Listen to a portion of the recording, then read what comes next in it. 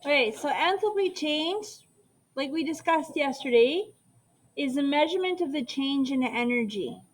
And in chemistry, that change in energy comes in two ways. We look at kinetic energy and potential energy. Kinetic energy being the energy in motion, energy in motion. So heat energy, you're right. Because at the chemical, like in chemistry, at the atom level, we learn that they move. And if you heat them up, they move more quickly. If they move more quickly, they generate more heat. Okay? So kinetic energy is what we call heat energy, like Eric pointed out. Potential energy, which is the inside the intermolecular bonds. Remember from Chem 20, intermolecular is within the compound. And so it's between atoms within the molecule, and so we call that bond energy. And then we talked about isolated versus closed system. Everything would be wonderful if it could be in an isolated system because we never lose mass and we never lose energy. But it's not. The best we can do is a closed system where we never lose the matter, but energy changes. We can't create nor destroy energy, we can only transform it. Then we got introduced to enthalpy change. And so again, a change in anything is shown with the delta sign. So delta H, because H is our new symbol, is the change in the potential energy. So it's a change in the bond energy of the reactants compared to the potential energy of the products. And if we can remember that potential energy is in relation to bond energy, then this makes even that much more sense because it's a reaction. We're breaking and creating new bonds. We're breaking and creating new products. Okay? Change in anything is always final minus initial, but in chemistry, it's products minus reactants. And so the one formula that we forget about, and I'm not sure why, because we learn much more complicated formulas and those ones we remember, but is this the energy of the product or the heat of the enthalpy of the products minus the enthalpy of the reactants. Okay? That's barbecue sauce for your hot dogs. Okay. So, if a chemical reaction produces or releases energy to the surroundings, delta H is negative. So you'll see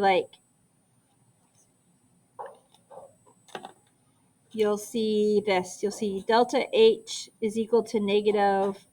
If you open up your chemistry data booklets to, I don't have it, the page at the very top, it'll say standard molar enthalpies. If you look in your data booklet, I want to say around page 7-ish. Not 100% sure.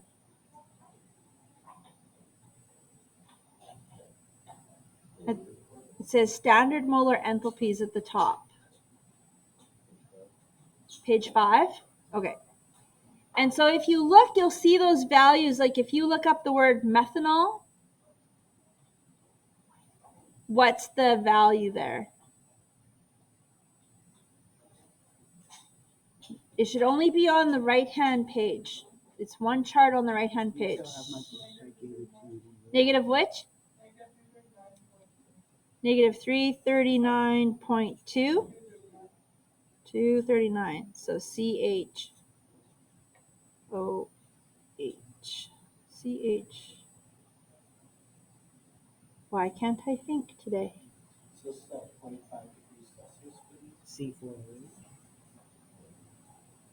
H3OH. What? Take one off the end down there. No, I don't know. Okay. This negative value means that this product will release energy. It doesn't take energy to make methanol. It gives energy off. Okay. So what would be an example of an exothermic reaction where heat energy is given off?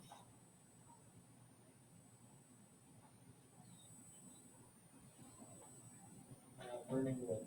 Burning wood, what do we call that in chemistry? Combustion reactions.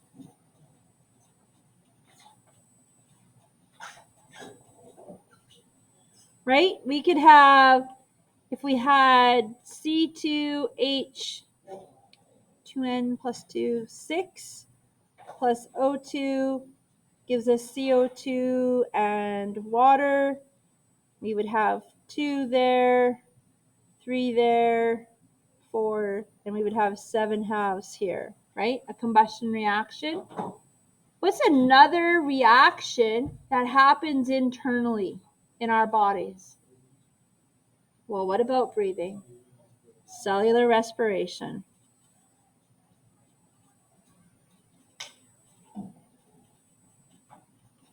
Right? And that's where we breathe in oxygen.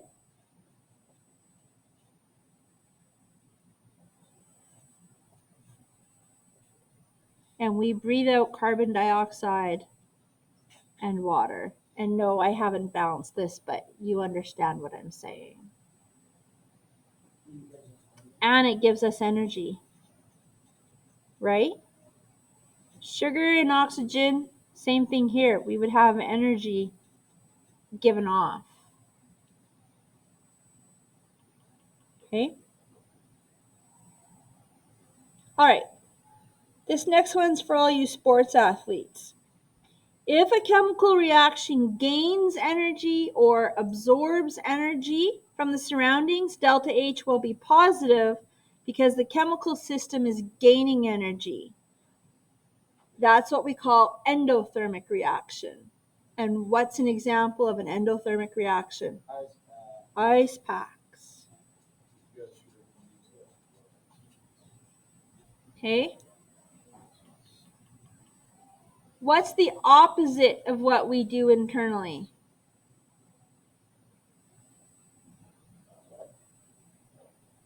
Riley said we have cellular respiration, photosynthesis.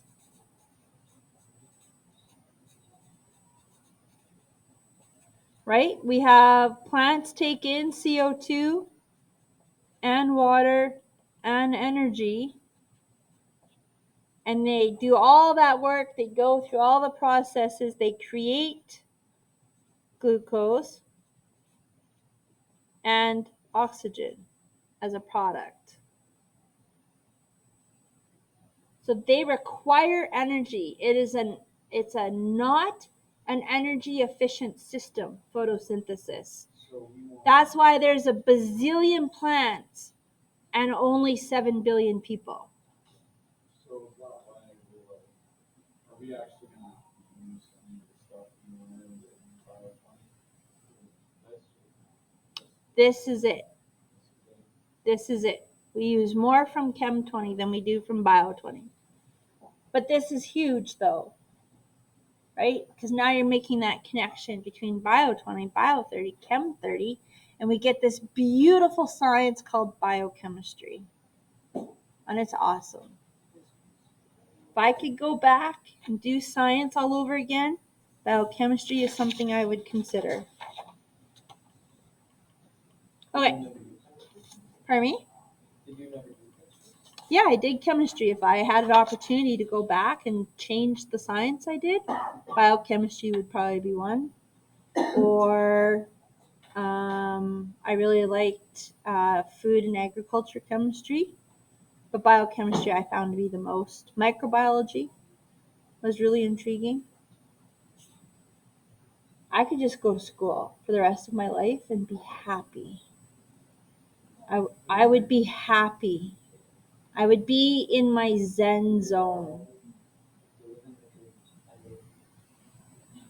I live vicariously through my students when they go to university and they tell me all the cool things, like Carson wanting to do his sustainable environmental energy. No, he's doing medicine though, isn't he? Yeah. That's pretty impressive. That one came out of left field. I didn't predict that one. But kudos to him. I don't have the ability to memorize, so that was never an option. Okay, all reactions involve breaking and forming bonds. That's nothing new. But exothermic and endothermic reactions can be explained in terms of bond energy. When a bond breaks, energy is required because that compound is really quite happy to be that way. Why upset the apple cart?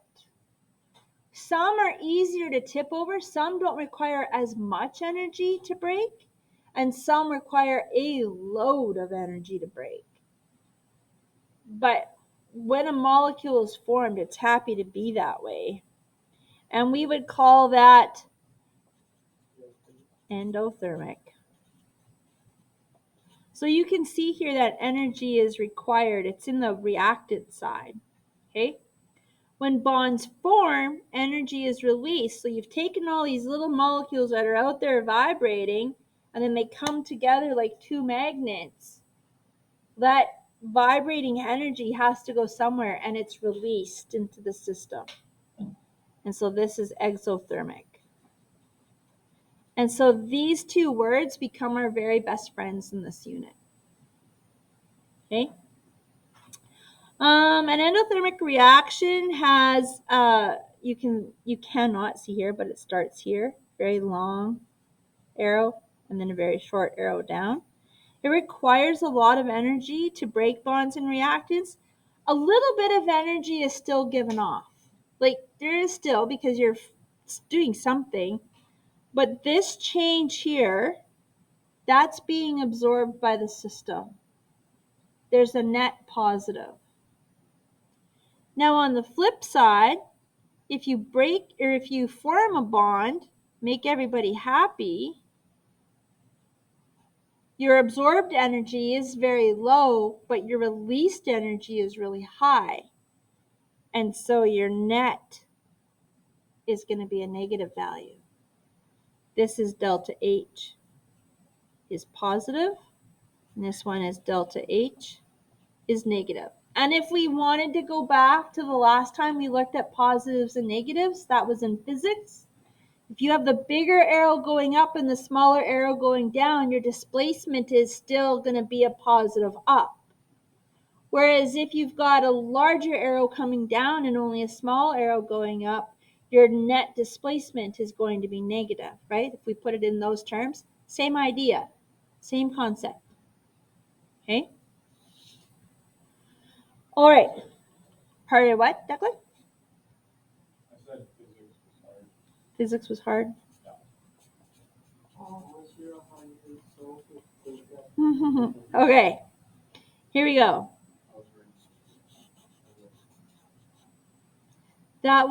This is a small amount of energy being absorbed.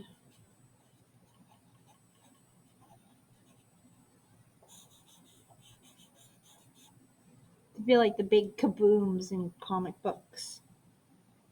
This is energy being released when we form a product in exothermic, and so the net is energy released.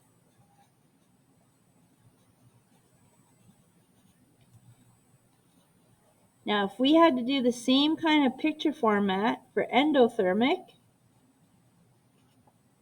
what kind of energy picture would I draw in breaking chemical bonds?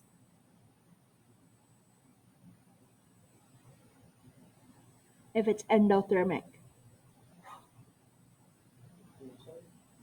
What kind of, yeah, I would draw a big energy piece here, and this being energy absorbed.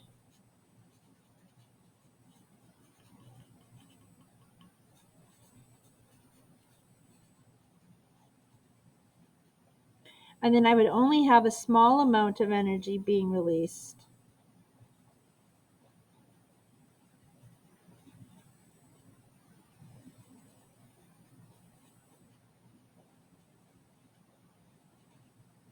And so then my net would be energy absorbed.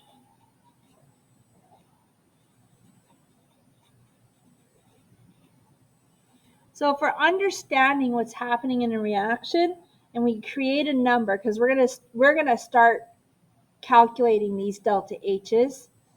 We need to understand what the reaction is doing, what's happening in the whole process, to understand if the number that we get makes sense. Like if you're taking hydrogen and oxygen and you're making water, should you have a large negative or a large positive value?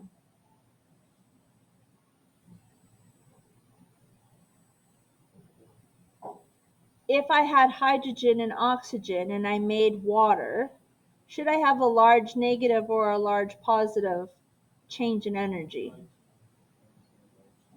A large negative, because I'm forming a bond.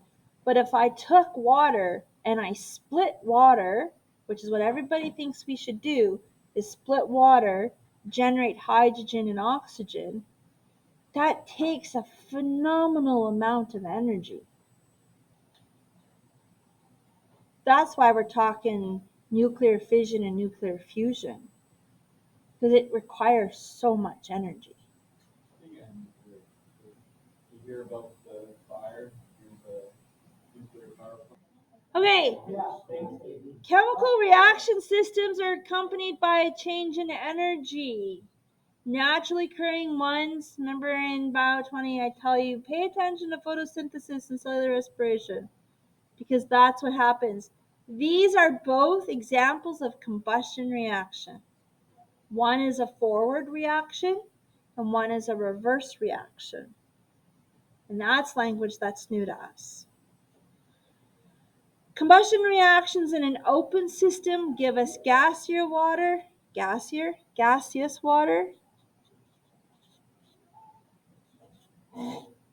and in a closed system, it produces liquid water. And all we need to do is we need to think about if we had a terrarium, if we were growing plants. We don't see water vapor, but if we were to put a dome over top of it, we would see that condensation on the glass. Right? In grade 8, we did that evaporation lab, and we had to put the watch glass on when we were trying to separate icing sugar from cornstarch. Remember that lab? We had to do evaporation. If we put a watch glass on it, you can see the water form on. That's a closed system. An open system, the water just evaporates and goes out into the air. Right? It's kind of how humidifiers work. Since we did things back in grade 8, has anyone else done things? There's like one more year after us, right? I think you guys were the last year I had a fish tank. When Mrs. Fenty was done teaching grade 5 and moved into principalship. That was the last year. I've never done it. I remember our last thing. So, you weren't online. Yeah, our bins, there was some sort of. So all combustion reactions, we did that already. Talked about the different level of gases. Make sure you understand photosynthesis, and I will write it again because this is a favorite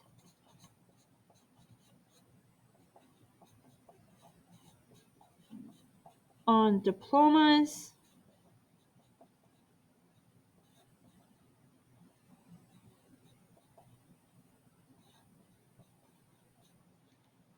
Okay, make sure you know the reaction. And they are identical. So if you need to only memorize one, memorize cellular respiration, because it is a combustion reaction. It takes a carbon product, reacts it with oxygen, gives you carbon dioxide and water. This is a open system. I'm going to change it to a close there. Put it as gas. That's more common. This is the more common. And then if we had to balance it, it's a little bit more challenging because we got 6 over here, but we could try. 6, I'm always up for a challenge. And then 6, So now I got 6 and 8, and over here I have 12 and 6 is 18, right? So 8 minus 18 is 10, so 5, right? 10 and 6 is 16, 12 and 6, no, 12 and 6 is 18, 12 and 6 is 18. Okay? If you had to remember one, remember this one, and then flip it. All you do is flip it for photosynthesis. It's a reverse reaction. But you need to memorize it. Photosynthesis and cellular respiration. I did not stress that enough my first year. And the kids are like, we don't know what the cellular respiration and photosynthesis reactions are. And I'm like, oh, but you learn it in Bio 20.